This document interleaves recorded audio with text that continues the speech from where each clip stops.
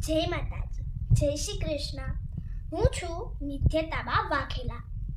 આજે હું તમને ભગવાન વિષ્ણુની મત્સ્ય અવતારની એક કથા સંભળાવીશ. તો જે દાનવો હતા એમનો ધરતી ઉપર ખૂબ જ ત્રાસ વધી ગયો હતો.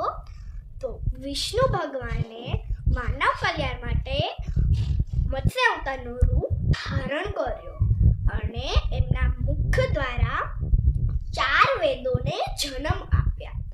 અને પછી એ 4 વેદોનું નામ હતું એક સામવેદ, એક ઋગ્વેદ, એક અજુર્વેદ ને એક અથર્વવેદ. એ 4 વેદો. અને દાનવરાજ હયગ્રીવે એ 4 વેદો ચોરાવી લીધા, પોતાના પાસે રાખી લીધા.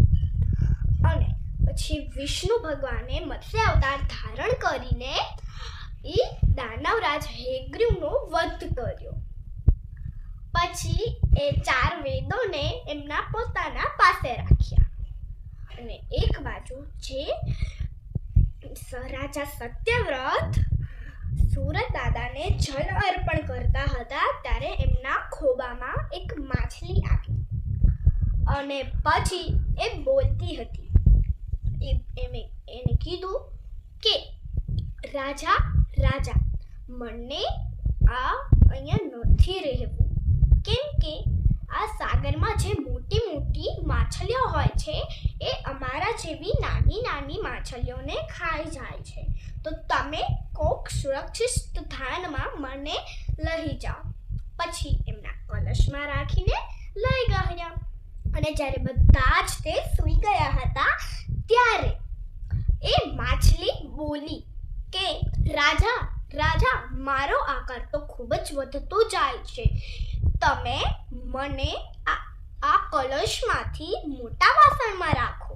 પછી મોટા વાસણમાં પણ રાખી. પછી તો પણ એનો આકાર વધતો ગયો.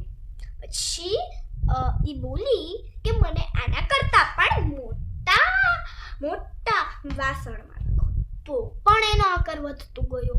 પછી એમે સાગરમાં રાખી અને પછી તો પણ એનો આકાર વધતો ગયો.